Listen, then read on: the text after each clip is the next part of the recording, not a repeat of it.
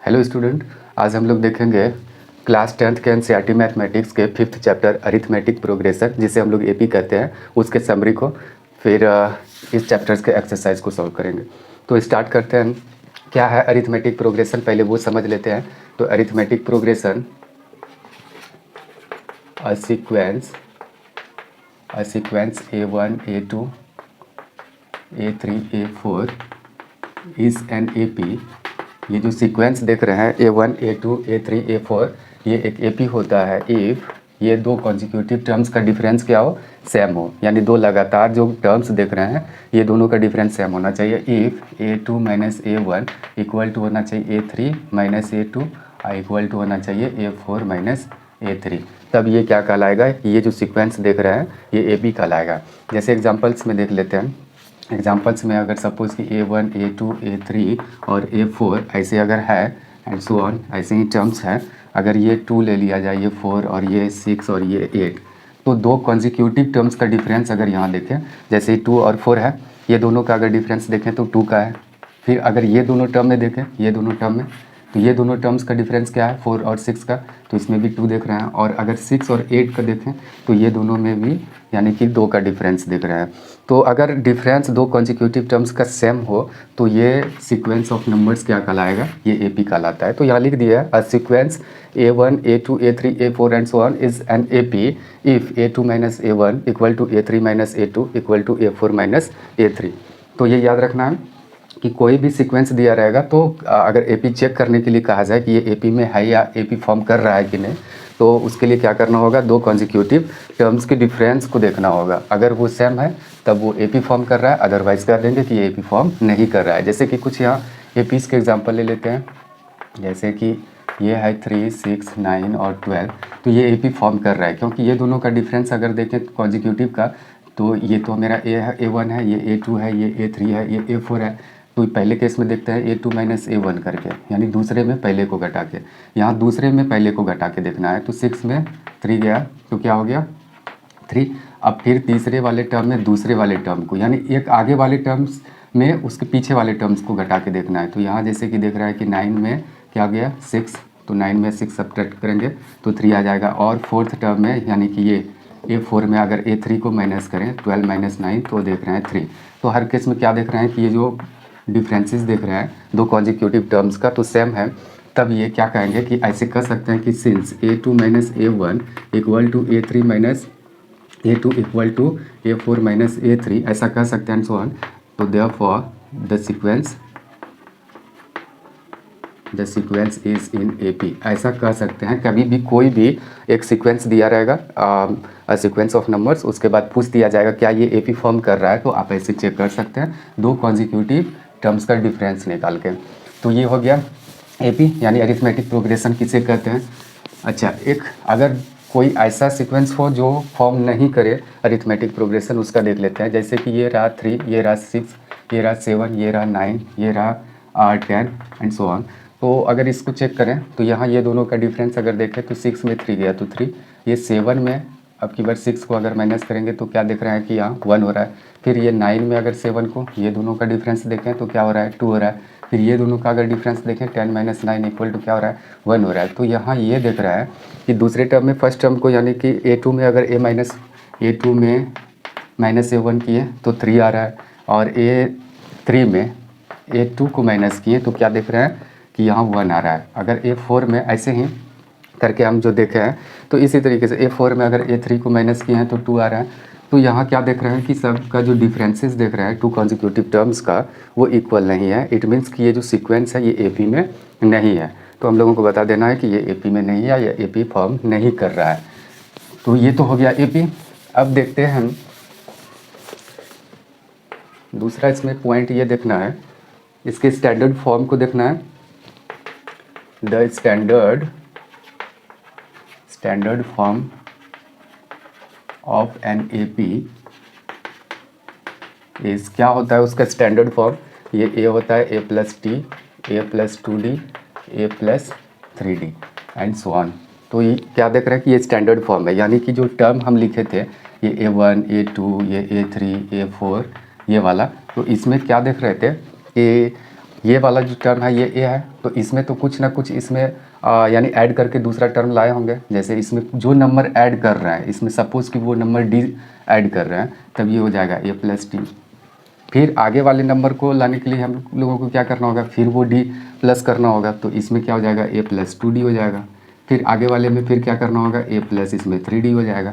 यानी कि इसी को अगर इस तरीके से लिखें कि A1 है, ये A2 है, ये A3 है और ये A4 है, अगर इसी को लिखें तो क्या लिखना पड़ेगा, तो ये A1 जो होता है सिर्फ A लिख देंगे और इसमें क्या लिखेंगे, A प्लस एक D, यानी कि एक नंबर इसमें प्लस हो रहा है, ये नंबर देख रहे हैं कि एक प्लस हो रहा है। ठीक, फिर तीसरे वाले में देखेंगे कि यही नंबर 2 टाइम्स उसमें प्लस कर रहे हैं। तीसरे में देखेंगे फोर्थ नंबर में यानी कि A4 को अगर देखेंगे तो A प्लस 3D ऐसे प्लस होगा। तो ये जो एक नंबर देख रहे हैं इसमें कोई नंबर जुड़ा नहीं है। फर्स्ट टर्म जैसे ऐसे 2 है, ये 4 है, ये 6 है या 8 है, तो इसमें D का अगर यहाँ वैल्यू पूछें, जैसे कि यहाँ दिखाएं कि ये अकेला जो ये 2 है, ये 2 देख रहे हैं, ये A है, तो इसमें D का क्या वैल्यू है। यहाँ अगर D इसमें इसी दूसरे टर्म को निकालने के लिए अगर ये D प्लस हुआ है तो यहाँ इस सीक्वेंस में क्या D है, तो यहाँ 2 है, ये 2, तो यहाँ A प्लस इसमें 2 अगर जोड़ देंगे तो 4 हो जाएगा। यानी कि A तो मेरा 2 है ही, उसमें 2 जोड़ के ये निकला है, ये 4 आ गया। तो इसी तरीके से 2 यानी कि हर इस टर्म को निकालने के लिए इस टर्म में एक 2 को जोड़ना होगा, फिर इस टर्म को निकालने के लिए इस टर्म में से 2 जोड़ देना होगा। तो इस तरीके से आगे वाले टर्म्स को हम लोग फाइंड आउट कर लेते हैं।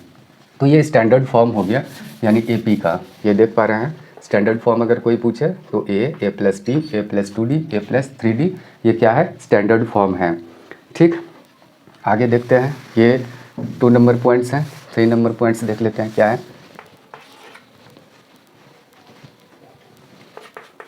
द वैल्यू जैसे an plus 1 minus an in an AP is called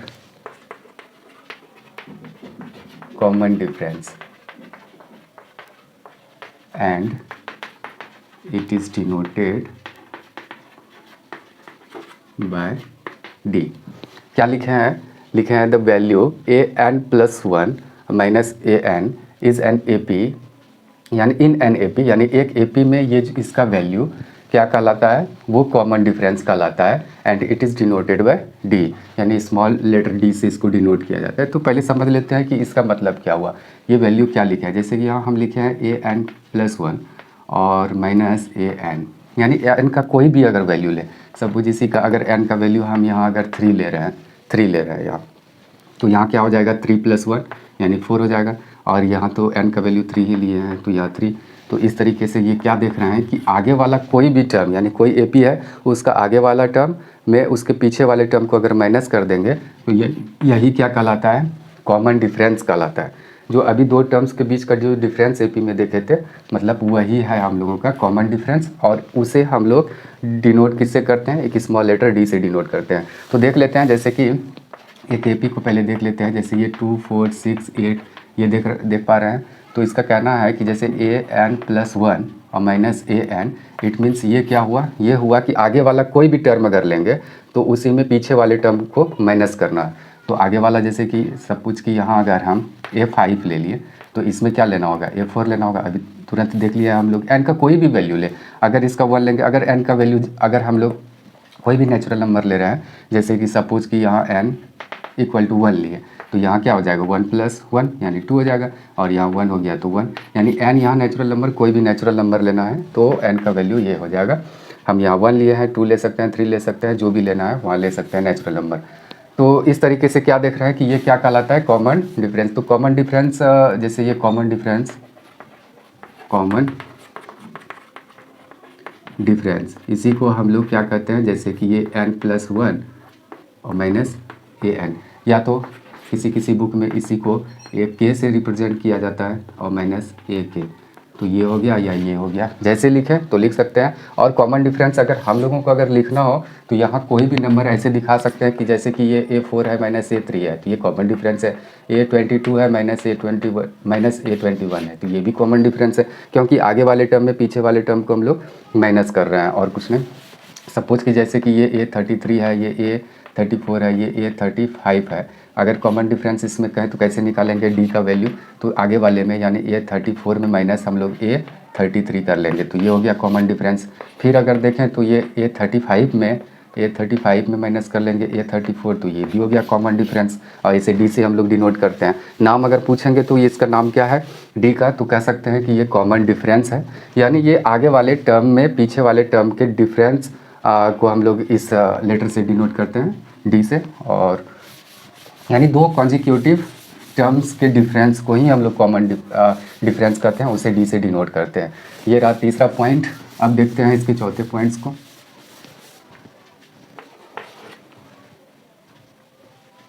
तो डी तो जैसे कि हम लोग अभी देख ही लिए कि A2 माइनस A1, इसे भी हम लोग डी कर सकते हैं, या तो क्या कर सकते हैं, ये तो डी सेम रहेगा, डी का वैल्यू सेम रहता है, यानी कॉमन डिफरेंस सेम होना चाहिए तब AP होता है। तो यहाँ A3 माइनस A2 भी दिखा सकते हैं, A4 माइनस A3 दिखा सकते हैं, या तो A5 माइनस A4 दिखा सकते हैं, यानी आगे वाले टर्म में पीछे वाले टर्म को घटा के ऐसे दिखा सकते हैं कि ये क्या है हम लोगों का, यानी डी है, यानी कॉमन डिफरेंस है।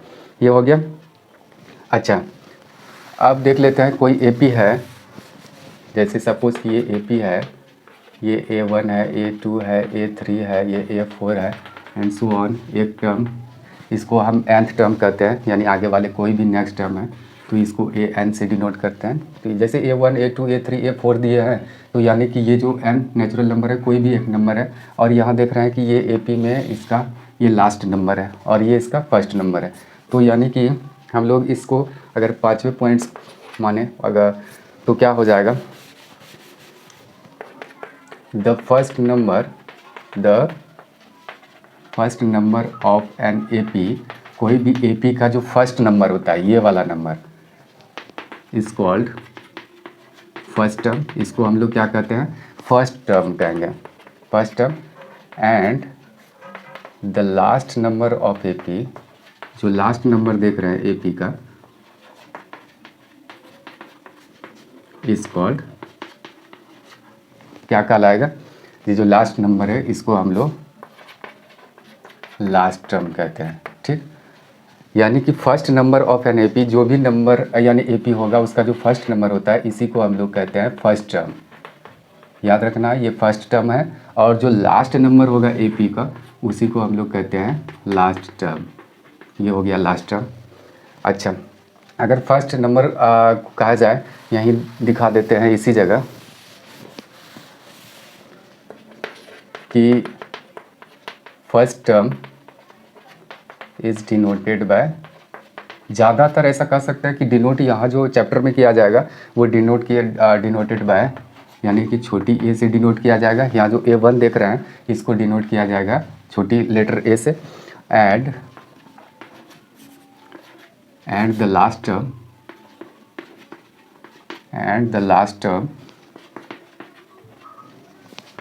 इज डिनोटेड बाय, इसको डिनोट किया जाता है स्मॉल लेटर l से, यानी लास्ट टर्म को डिनोट किया जाता है l से, यानी इसको अगर डिनोट किया जाएगा तो ये l से और इसको a। तो यानी कि AP में कभी भी, यानी ये फर्स्ट टर्म को जिसको हम लोग A1 से यहाँ रिप्रेजेंट किया है, A1 A2 A3 A4, तो इसको A1 को हम लोग सिर्फ a लिख दें तो ये समझ लेना कि ये फर्स्ट टर्म है। और AN, यानी AN तो वैसे कोई भी टर्म, इसके बीच वाले भी टर्म्स हो सकते हैं, लेकिन अगर वो लास्ट ऐसा मेंशन किया गया हो उस क्वेश्चन में कि ये लास्ट टर्म है, तो ये लास्ट टर्म को हम लोग L से रिप्रेजेंट कर सकते हैं। तो फर्स्ट टर्म क्या कहलाता है, यानी A, यानी फर्स्ट टर्म तो फर्स्ट टर्म ही है, उसको रिप्रेजेंट किया जाता है या डिनोट किया जाता है A से, और लास्ट टर्म को डिनोट किया जाता है L से। हम लोगों को ये याद रखना है। अब देख लेते हैं कोई भी नेक्स्ट टर्म जो होगा AP का, कोई भी नेक्स्ट टर्म, इसको इरेज कर लेते हैं पहले। कोई भी नेक्स्ट टर्म, जैसे कि सपोज ये है A1 A2 A3 A4, और इसमें कोई भी एक, ये ऐसा हम कह रहे हैं कोई भी आगे वाला टर्म, उसको nth टर्म कहते हैं। ठीक, और उसको हम लोग डिनोट करते हैं कि नेक्स्ट टर्म को ऐसे लिख सकते हैं, any next term of an AP is called nth term. इसको कोई भी, यानी कि कोई भी अगला, यानी कोई भी टर्म रहेगा तो उसको हम लोग nth टर्म कहेंगे, and it is denoted as यानी ए एन, इसको हम लोग ए एन से डिनोट करते हैं। जैसे ये लिख लिए ए एन, कोई भी नेक्स्ट टर्म है, यानी यहाँ देख पा रहे हैं, तो any next term of an A P is called nth term, उसको हम लोग nth टर्म भी कहते हैं। और उसको हम लोग डिनोट कैसे करेंगे, ए एन से। जैसे ये ए एन देख पा रहे हैं, ये हो गया। nth टर्म का एक फार्मूला होता है। अगर कोई भी nth टर्म फाइंड आउट करना हो किसी भी एपी का, तो उसके लिए एक फार्मूला गिवन है, वो देख लेते हैं क्या है।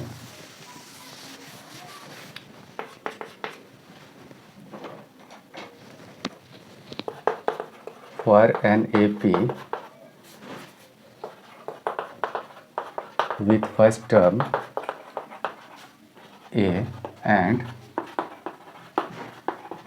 कॉमन डिफरेंस डी, यानी कि कोई एक एपी है और उसका अगर फर्स्ट टर्म ए हो एंड कॉमन डिफरेंस डी हो, तो उस केस में द nth टर्म, कोई भी नेक्स्ट टर्म जो होगा nth term of the AP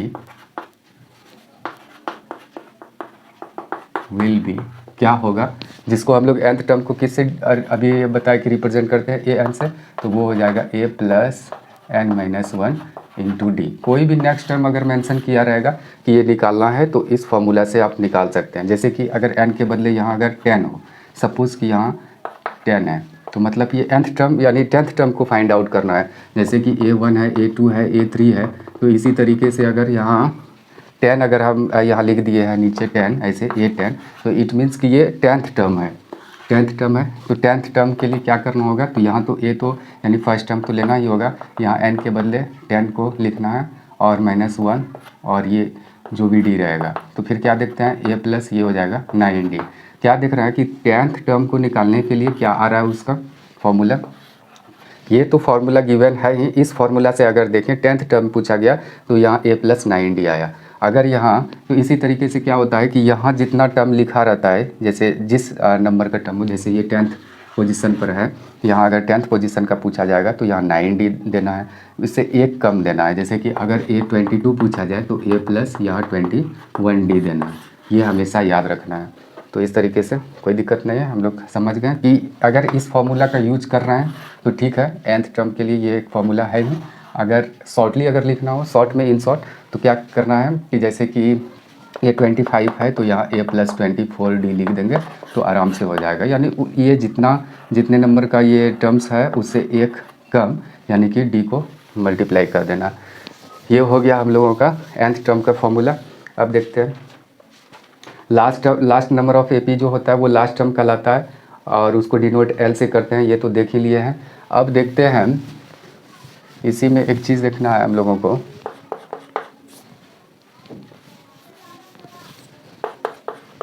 the sum of first n terms of the AP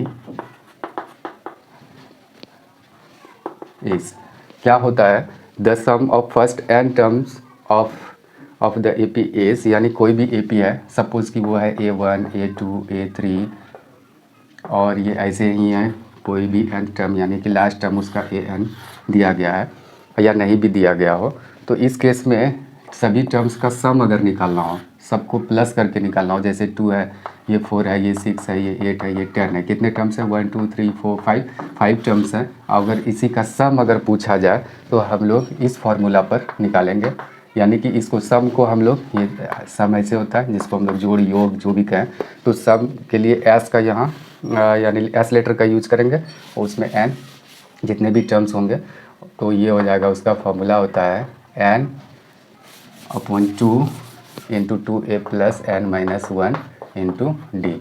ये हो गया फॉर्मूला, तो ये एक हो गया।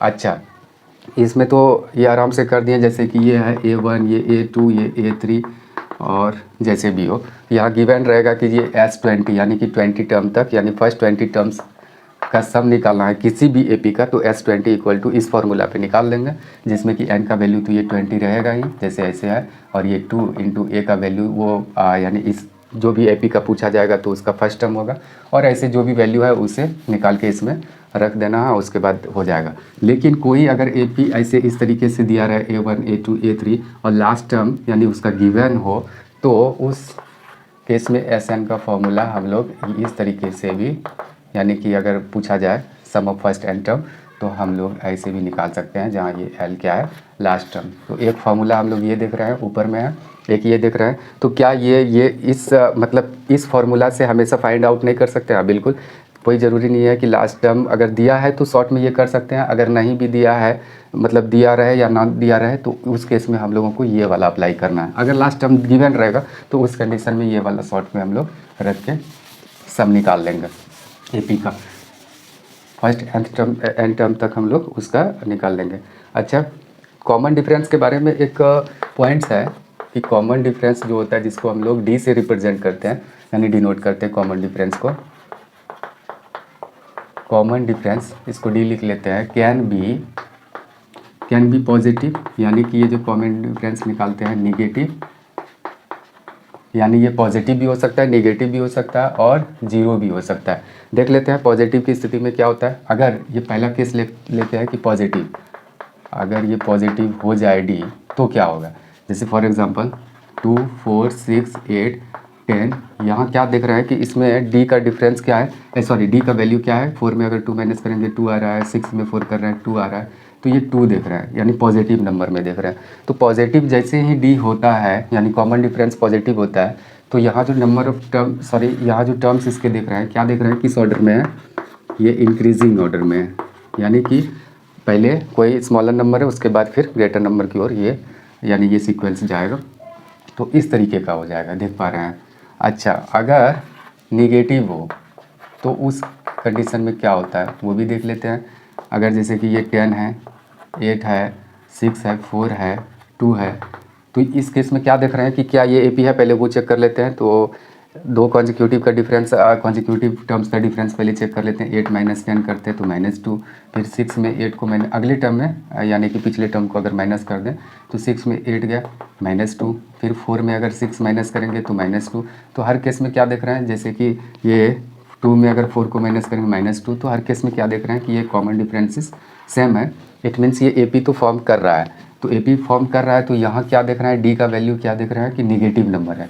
तो निगेटिव नंबर में क्या होता है, टर्म्स को अगर ध्यान से देखें तो ये किस ऑर्डर में है, ये डिक्रीजिंग ऑर्डर में है, यानी कि पहले बड़ी संख्या उसके बाद छोटी संख्या, ऐसे इस ऑर्डर में कह सकते हैं, ऐसे है। ये क्या होता है कि जब D का वैल्यू पॉजिटिव हो जाए तो उस केस में जो भी नंबर्स होते हैं यानी AP के, वो इंक्रीजिंग ऑर्डर में होता है। जब D यानी कि निगेटिव होता है D का वैल्यू, तो उस केस में क्या देखते हैं, उसके जितने भी टर्म्स है डिक्रीजिंग ऑर्डर में होता है। और एक है जब D का वैल्यू ज़ीरो हो जाए, जब D का वैल्यू ज़ीरो हो जाए तो क्या होगा, जैसे कि यहाँ अगर 2 लिखें 2 लिखें 2 लिखें, यहाँ क्या देख रहे हैं कि इसका अगर D का वैल्यू पूछे तो क्या हो जाएगा, दो कॉन्जिक्यूटिव टर्म्स का डिफरेंस अगर देखें तो यहाँ इस केस में 0 हो रहा है। फिर यहाँ 2 में 2 माइनस करेंगे 0, इसमें अगले वाले टर्म में पिछले वाले टर्म को अगर माइनस करेंगे तो 0, इसमें भी देख रहे हैं कि 0। तो यहाँ देख रहे हैं D का वैल्यू 0 हो रहा है। तो इस केस में क्या देख रहे हैं, सभी टर्म्स क्या देख रहे हैं, इक्वल है। तो इसमें लिखेंगे, इसमें हो जाता है all the terms are equal. हो सकता है कि क्वेश्चन अगर दिया रहे यानी एग्ज़ाम वगैरह सब में, या पूछा जाए कि D का वैल्यू 0 होता है तो उस कंडीशन में क्या होता है, तो उसके सभी टर्म्स इक्वल होते हैं। D का अगर वैल्यू यानी कॉमन डिफरेंस किसी भी AP का अगर निगेटिव हो तो उस केस में क्या होता है, वो डिक्रीजिंग ऑर्डर में हो जाएगा यानी AP। और अगर D का वैल्यू पॉजिटिव हो, प्लस में हो, तो उस केस में क्या होता है, यानी उसके AP के सभी टर्म्स इंक्रीजिंग ऑर्डर में होता है। तो ये कह सकते हैं। आगे देखते हैं।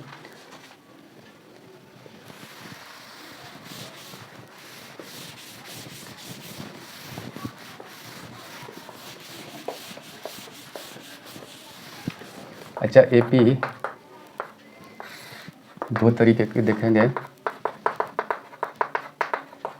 एक फाइनाइट AP, एक इन्फिनिट AP। ये दोनों में क्या डिफरेंस है पहले देख लेते हैं। फाइनाइट AP क्या होता है, जैसे एग्जांपल अगर ले लें, जैसे कि 2 4 6 8 अगर ऐसे लिखें, यहाँ देख पा रहे हैं, तो इसमें पूछेंगे कि इस AP में नंबर ऑफ़ टर्म्स पूछेंगे, कितने टर्म्स है, तो 4 टर्म्स देख रहे हैं। इसमें नंबर ऑफ़ टर्म्स अगर पूछें, नंबर ऑफ टर्म्स तो इक्वल टू 4 है, यानी 1 2 3 4 है। इसमें ऐसा नहीं है कि ये चलते जा रहा है यानी कि बहुत सारे टर्म्स है इसके, ऐसा नहीं, इसमें डिफिनिट टर्म है। तो ये कह देंगे इसको फाइनाइट एपी कहते हैं। इन्फिनिट एपी की बात करें तो ये क्या होता है, देख लेते हैं एग्जांपल, जैसे 2 4 6 8 और लास्ट में अगर डॉट ऐसे दे दिया जाए तो इसमें बहुत सारे टर्म्स हैं। ऐसा यहाँ नहीं दिखाया गया है, शो किया गया है कि इसमें कितने टर्म्स हैं, इसमें ऐसे ही शो ऑन ऐसे चलते रहेगा। तो इसमें नंबर ऑफ़ टर्म्स क्या कह सकते हैं, नंबर ऑफ़ टर्म्स, इसमें कोई फिक्स नहीं है तो इसमें कोई फिक्स ऐसे कह सकते हैं कि इसमें कोई फिक्स नहीं है। तो ये इन्फिनिट एपी हो गया, यानी ये चलते रहेगा। इसमें डॉट्स को देखेंगे, इसमें कोई भी डॉट्स वगैरह सब नहीं लगा रहेगा, यानी कि इसमें नो डॉट्स। यहाँ मोस्टली ऐसे 3 डॉट्स को लगाया जाता है, वो डॉट्स इसमें नहीं रहेगा, लेकिन इसमें क्या रहेगा, इसमें डॉट्स रहेगा आपका लगा हुआ। ये जो देख रहा है ये डॉट्स, इसमें डॉट्स नहीं लगा हुआ है। ठीक, तो फाइनाइट एपी और इन्फिनिट एपी का डिफरेंस भी देख लिए। अच्छा,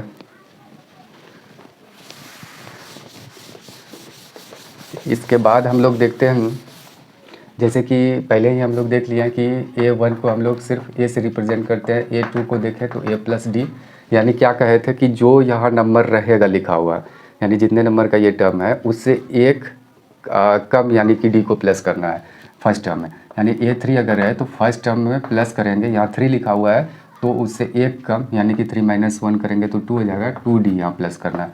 A4 अगर लिखेंगे यानी A प्लस 3D। अगर यहाँ AN लिखेंगे तो क्या हो जाएगा, फर्स्ट टर्म में क्या जोड़ना पड़ेगा, यानी ये N जो देख रहा है इससे एक कम, यानी N-1 जो भी होगा उससे D से। तो यही तो फॉर्मूला है nth टर्म का, ये देख पा रहा है। तो ये कैसे हो गया, कोई भी ऐसा कोई ज़रूरी नहीं कि जैसे कि यहाँ A34 अगर दिया रहेगा तो A प्लस 33D ऐसे लिख के, यानी कि वो A34 टर्म्स को फाइंड आउट हम लोग कर सकते हैं। तो इस तरीके से आई थिंक यानी कि सारे इसके पॉइंट्स को हम लोग कवर कर चुके हैं। तो एक बार फिर से थोड़ा सा इसको दोहरा लेते हैं, क्या क्या हम लोग देखें अभी। एपी एक number of sequence of number होता है, एक नंबर का सीक्वेंस होता है, जैसे कि ये 2 4 6 8 एंड सो ऑन। अगर इसी तरीके से अगर 20 ये लिख दिया जाए तो ये जो एपी देख रहा है तो इसको हम लोग A1, इसको अगर A2, इसको A3 और इसको A4 ऐसे कह सकते हैं। और इसको AN कोई भी नंबर है, आगे क्या कितने पोजीशन पर है वो हम लोगों को पता नहीं है, तो उसको हम लोग AN से ऐसे कर सकते हैं। तो यहाँ इस एपी में क्या दिख रहा है कि ये लास्ट वाला भी है, तो इसको हम लोग L से भी रिप्रेजेंट कर सकते हैं, इसको डिनोट कर सकते हैं।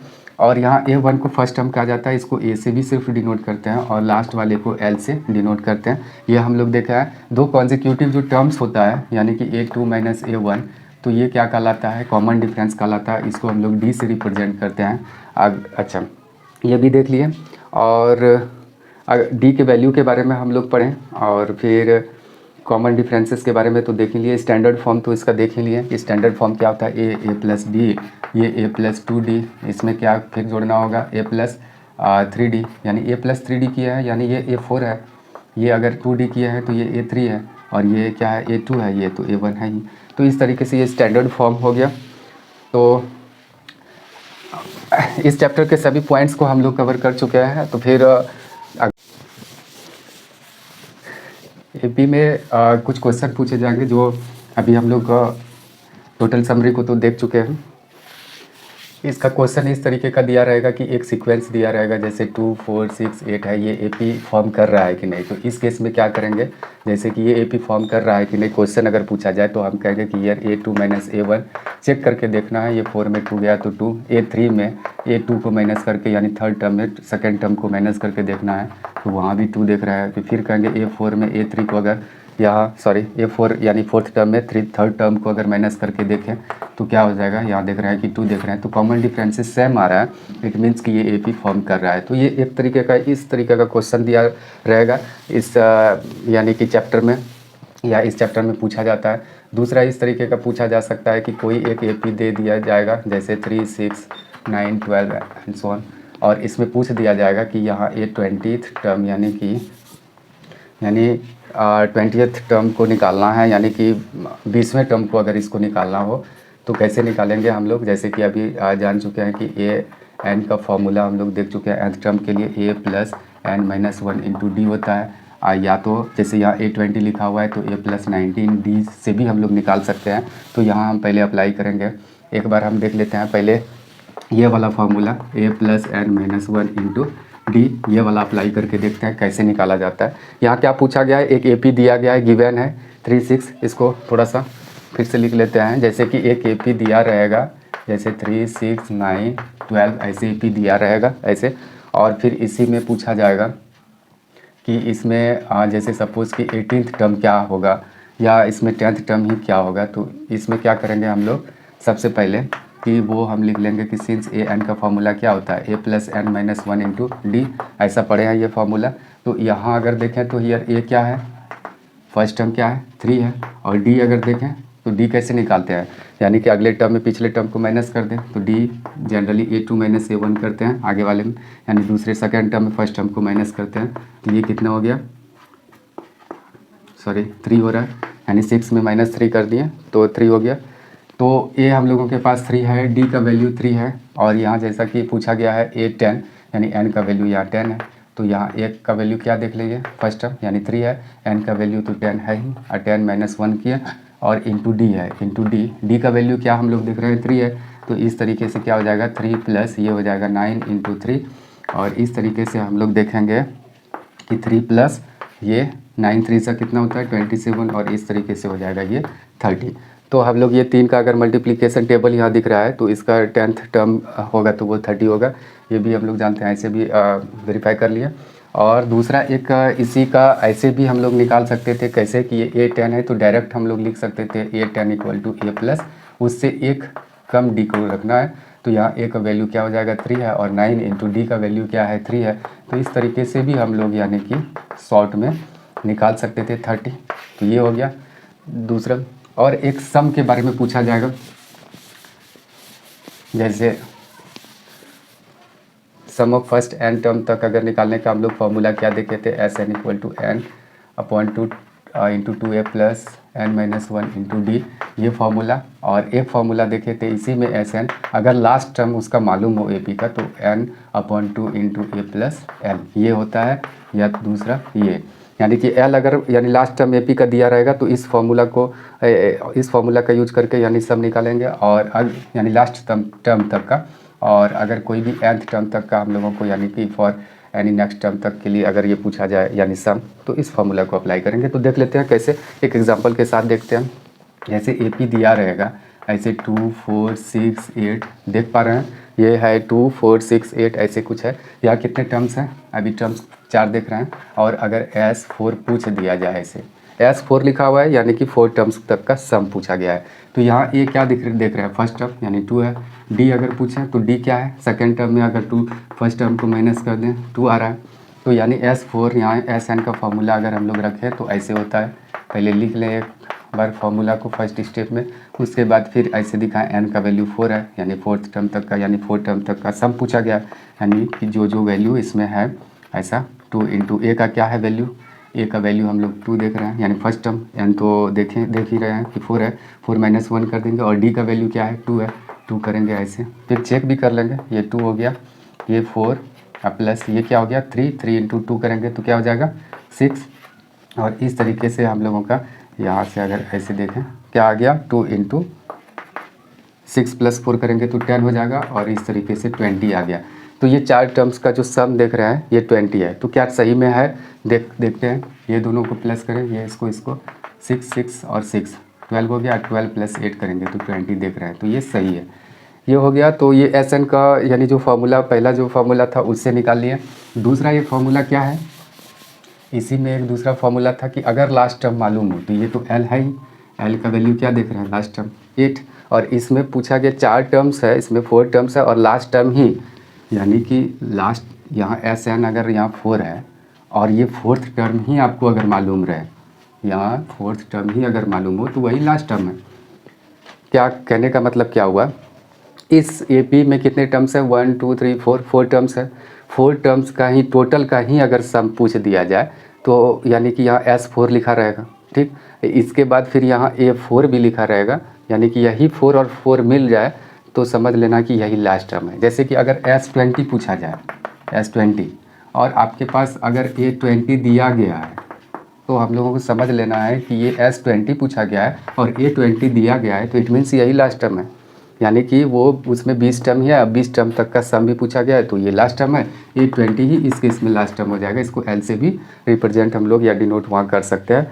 तो इस तरीके से फिर हम लोग फाइंड आउट करेंगे। तो देखते हैं इसका SN निकाल के उस फॉर्मूला पे, सेकेंड वाले फॉर्मूला पर अगर SN अगर देखें तो क्या था, n/2 into A plus L ऐसे। तो S का यहाँ 4 रख लिए, ये 4/2 हो गया। A का वैल्यू क्या देख रहे हैं कि यहाँ 2 है और लास्ट टर्म का वैल्यू देख रहे हैं 8 है। तो इस तरीके से क्या हो जाएगा, यहाँ 4/2 इक्वल टू 2 हो गया और ये दोनों को अगर प्लस करेंगे 10 हो गया। तो इस तरीके से 20 आ गया। तो हम देख रहे हैं कि यानी कि अगर फर्स्ट टर्म दिया रहे और डी तो रहेगा ही, उसके साथ साथ अगर लास्ट टर्म दिया रहा है और लास्ट टर्म तक का सम पूछा जाए तो हम लोग इस फार्मूला पे निकाल सकते हैं, SN वाले फार्मूला पर। और इस तरीके से इस चैप्टर का लास्ट हुआ। अब अगले वीडियो में हम लोग मिलेंगे इस चैप्टर के एक्सरसाइज के साथ और उसको सॉल्व करेंगे। Thank you.